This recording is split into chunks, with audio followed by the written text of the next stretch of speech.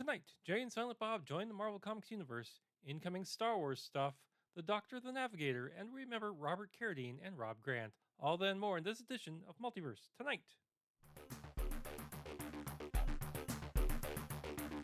Welcome to Multiverse Tonight, your source for geek news. We dissect films, games, comics, and much more, bringing you insightful commentary on pop culture. This is Multiverse Tonight. Now, here's your host, Thomas Town. Well, hello and welcome to episode 260 of Multiverse Tonight. I'm, of course, your host, Thomas Townley. And I've already recorded this episode once, and it's really ticked me off. Elgato, you have a lot of angry emails coming because your new Wavelength 3 software is crap. Pure crap. Okay? If Elgato, if you want to reach me, traveler1345 at gmail.com. Send me an email and we'll talk about your crap new software. It's been buggy for weeks and weeks. You released it, still buggy as all get out. So I am pissed. So Elgato. Anyway, let's go on to the Marvel news.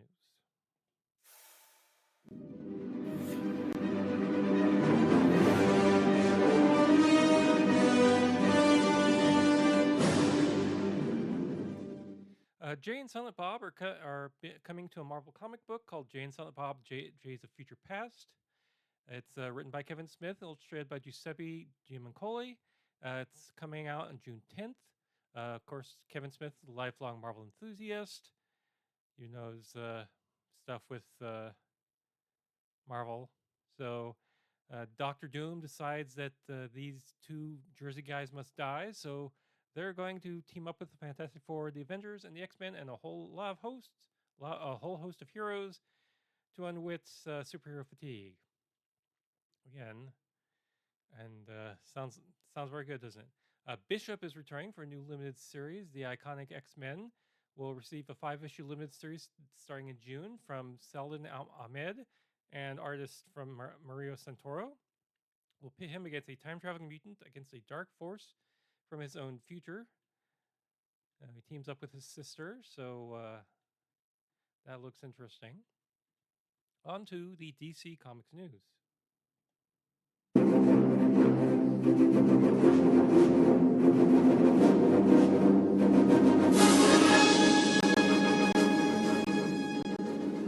DC Comics news begins with DC's Absolute Universe expanding with Absolute Catwoman and Absolute Green Arrow. Now, Absolute Catwoman, or Absolute Green Arrow, excuse me, will be no trick arrows, no money, no mercy, and he's the absolute hunter. The story is a serial killer using green arrows targeting corrupt billionaires, and victims are all connected to the recently murdered Alfred Queen. Absolute Black Canary and Executive Protection Specialists must investigate a list of dangerous archers to uncover the mysterious murderer's identity. It's a 6-issue series that'll spin out of the events of Absolute Evil. It's written by Pornsek Pichetshot, art by Raphael Albuquerque and Marcelo Mayo. It comes out May 20th, 2026 in a variety of covers. Absolute Catwoman, launched in June. Tagline is with all the wealth, with all the gear, with all the skills. She's the absolute predator, apex predator. Isn't everyone the absolute universe?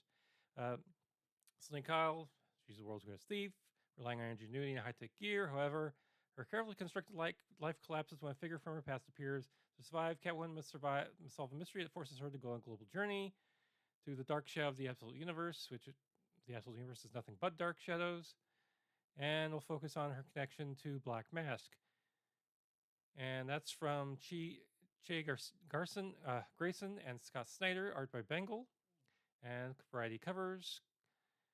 Also from DC, there'll be more coming your way. Anyway, let's go on to the Star Wars news. Roger, Roger. Roger, Roger. Star Wars is poised to make a resurgence in 2026 with a slate of 6 sequel projects, plus novels and other stuff. First off is The Mandalorian and Grogu on May 22nd, 2026. This, of course, the sequel to The Mandalorian on Disney Plus, and we'll just focus on The Mandalorian and Grogu. So don't expect, a lot of other supporting characters. Also, Maul Shadow Lord come April 6, 2026. This is an animated show coming to Disney Plus. Will take place a year after the series finale of the Clone Wars in Order 66. And we'll see Darth Maul deal with the restructured Sith hierarchy and surviving the Dark Force, that kind of stuff. There's also Star Wars Visions presents The Ninth Jedi, based on the Ninth Jedi from Star Wars Visions, Season 1. Gets the Kara's story further along. And so that'll be interesting. Ahsoka Season 2 will, of course, come right after on the heels of Season 1. And will also be the first series not to have like a span of time in between the first one and the second one. You'll automatically pick up right where the story left off. Now, there's also Ring of the Empire, Edge of the Abyss novels coming out September 15th, 2026. This novel by Rebecca Roanhorse is set 1 year before Andor Season 1 and is a direct sequel to Reign of the Empire, The Mask of Fear. There's also the Legacy novel, July 28th, 2026. This takes place between Episode 8 and The Rise of Skywalker, and is about Rey continuing her training under Leia Organa, picks up after the Battle of Crate. There's also a few comic books. There's Jar Jar #1, February 11th, 2026, which is a sequel to Revenge of the Sith, and goes about how Jar Jar feels about being used. Shadow of Maul, a comic book, March 4th, 2026, a sequel to the Clone Wars.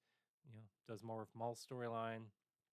There's a new Galaxy's Edge book, Galaxy's Edges of the Empire, which will be placed between episodes 5 and 6, and will be the Galaxy's reaction to the Empire's growing control and the consequences of Luke's confrontation with Darth Vader. There's The Mandalorian, the Manga, Volume 4, May 5th, 2026. This will, of course, be more of the manga of Season 1. So there you go. Go and check those out. Let's go to Star Trek news.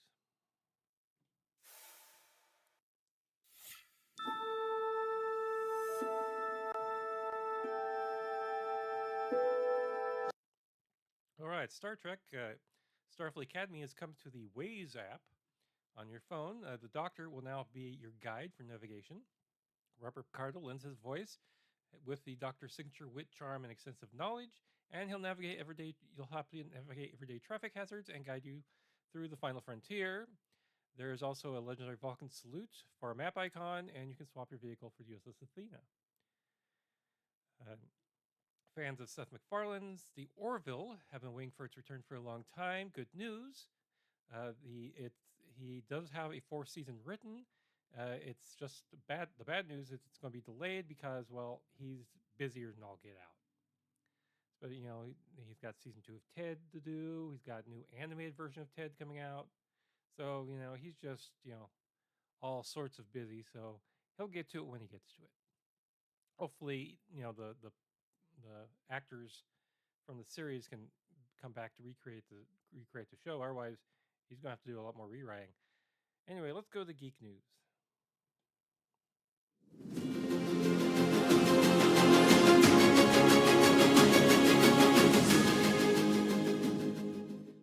Again, Seth MacFarlane, known for his crude comedies, especially the Ted franchise, which has 2 movies and a TV spinoff. Of course, Ted Season 2 premiered March 5th, putting the character in his senior year of high school. Next will become Ted the Animated Series. This will be a sequel to Ted 2, the movie, and will feature Mark Wahlberg and Amanda Seyfried. Quote, "It's such an undertaking to produce this series. It's a half-hour comedy, but it feels like a half-hour single-camera comedy. It often feels like you're doing an adventures movie every 20 minutes with the amount of CGI and the amount of care and skill of the brilliant animators. The one thing the animated series allowed us to do is we couldn't do in a live-action show was pull together people like Wahlberg and Seyfried, people who are really busy in the film world and would probably not be available to do TV in any capacity."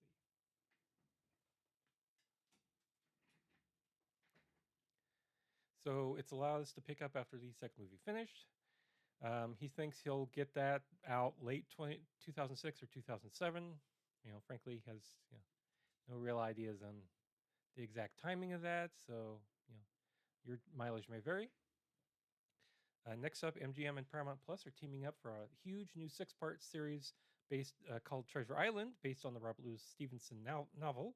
It'll debut on Paramount Plus in the UK and Ireland, and MGM Plus here in the States.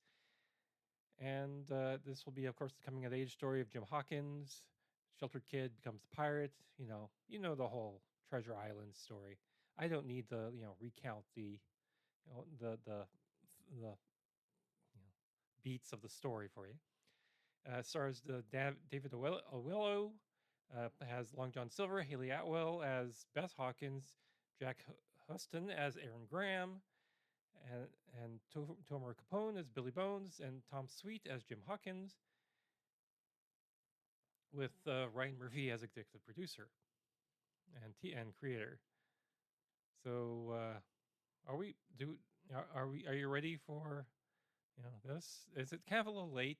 Considering the pirate thing was a decade ago. About. Anyway, Mike Richardson, the founder of and longtime CEO of Dark Horse Comics, has been replaced by Embracer, the company that holds Dark Horse since 2022. Jay Comas, a gaming executive, is taking over. Embracer thinks that this will focus Dark Horse for a more group dynamic. The goal is to modernize the business, strengthen collaboration between publishing, games, film, merchandise, and other key areas. Richardson's career began as a comics retailer with Pegasus Fantasy, later Things from Another World in Oregon. In 1986, he launched Dark Horse Comics with a focus on career rights, becoming home to creators like Frank Miller and Mike Mignola. He also successfully published licensed comics such as Alien and Predator, and also Star Wars before that went back to Marvel. Crucially, Richardson was a pioneer in taking comics to Hollywood, with Dark Horse being the first one to be taken seriously, with successes like The Mask, Time Cop, and Hellboy, and of course the Umbrella Academy on Netflix. Now, he sold the company Dark Horse to Swedish-based Embracer Group in 2022, but stayed on as CEO until now. The new CEO campaigned for the role for months, but lacks direct Hollywood experience. So we'll see what comes out of this. Bruce Campbell, the star of the Evil Dead franchise, announced that he has been diagnosed with a form of cancer.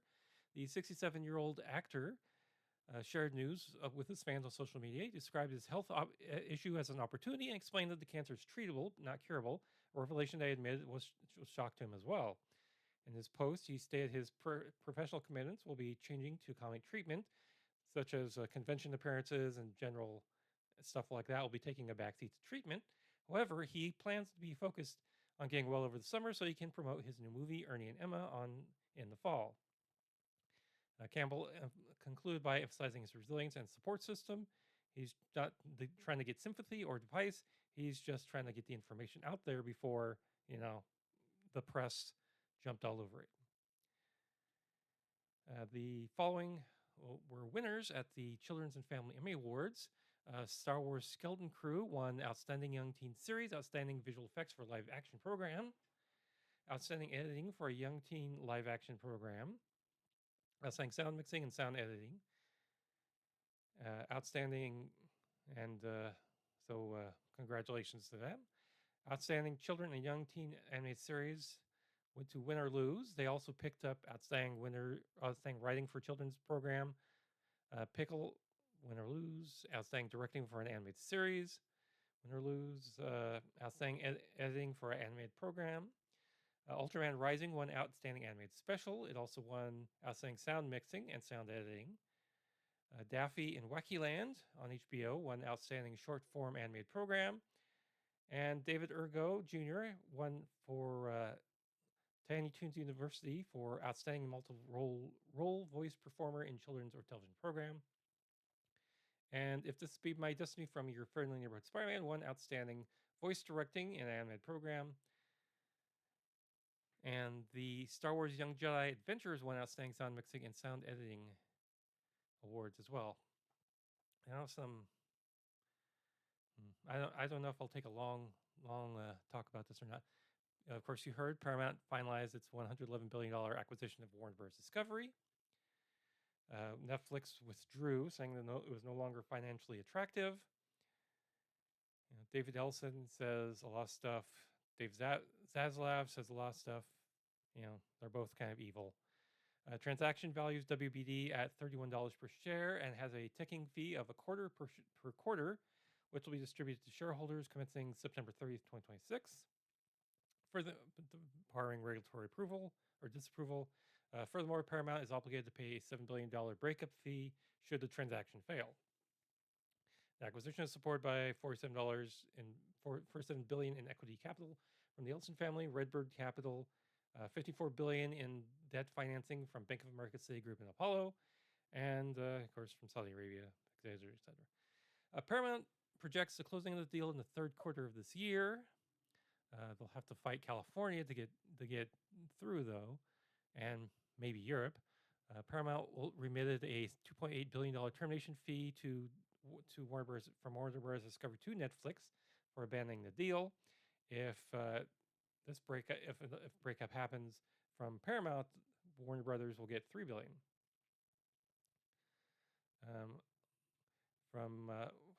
There are several key provisions to this. Warner Brothers and Paramount will still be independent studios and will be operated as such. There will be a guaranteed output of 15 films to theaters a year, a guaranteed 45-day theatrical window unless it's commercially viable. The merged corporation will continue to practice of licensing its content to third-party entities and acquiring programming from external studios. They will also combine HBO Max and Paramount Plus into one streaming service to rule them all. Your joke here. I had lots of jokes when I originally went through this. I'm not going through it again.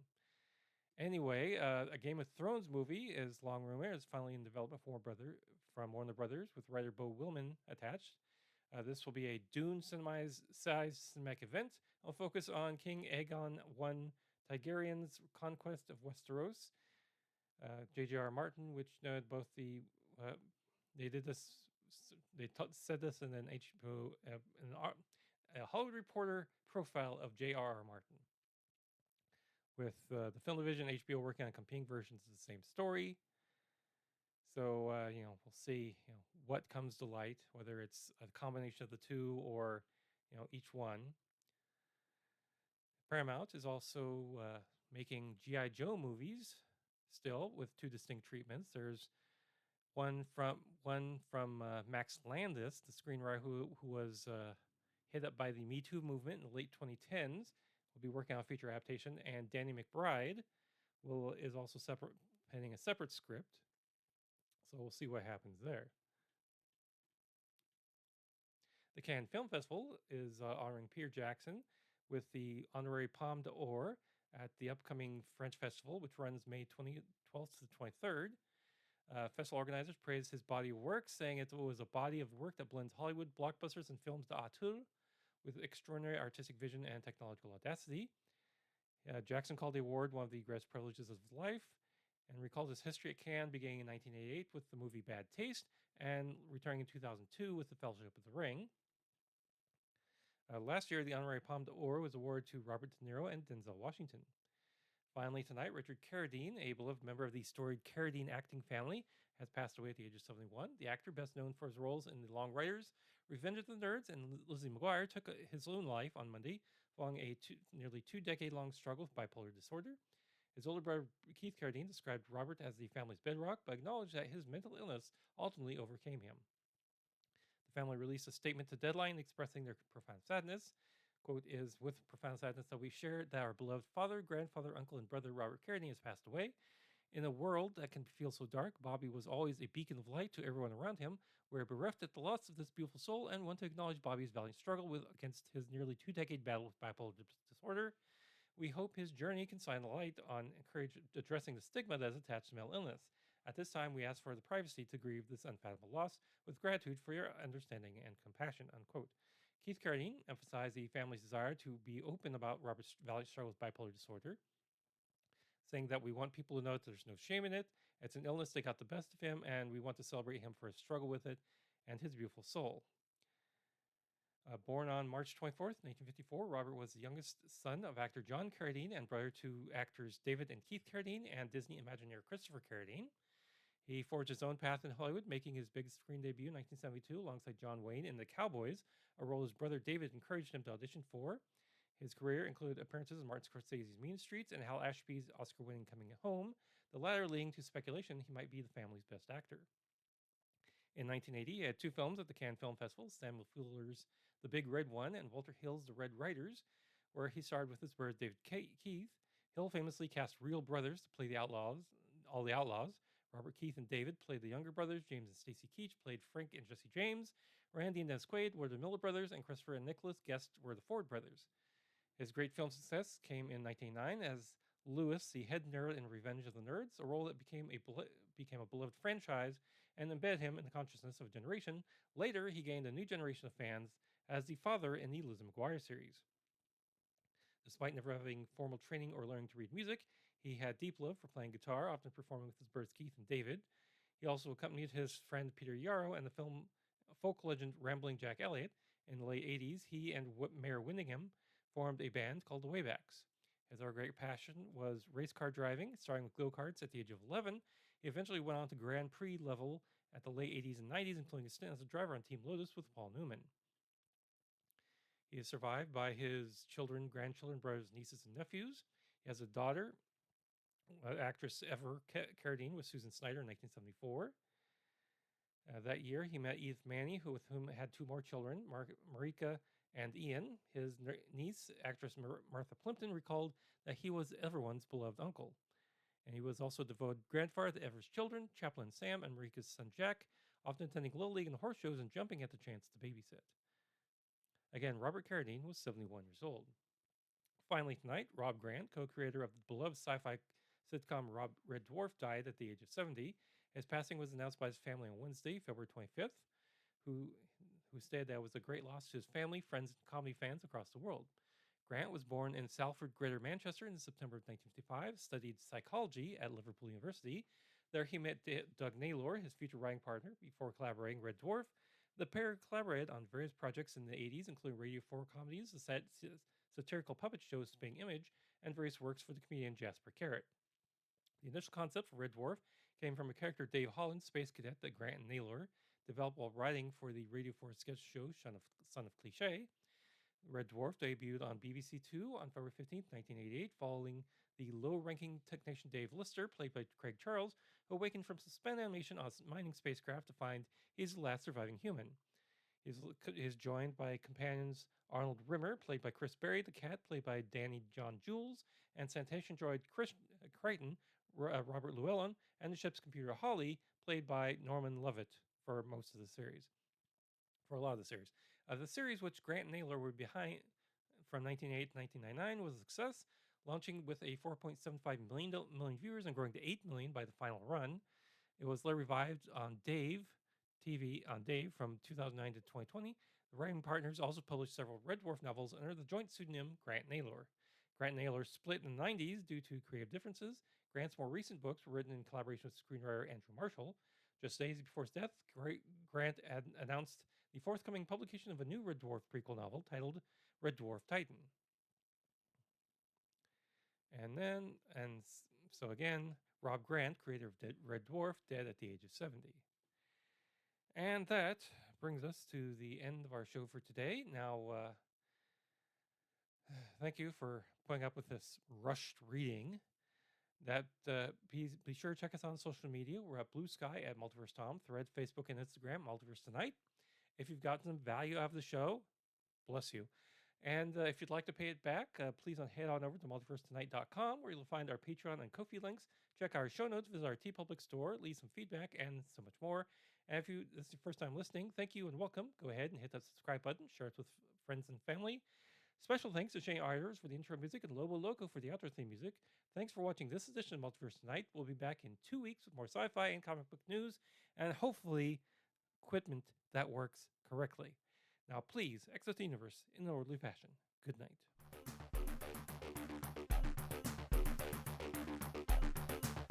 Thanks for watching Multiverse Tonight. This is a production of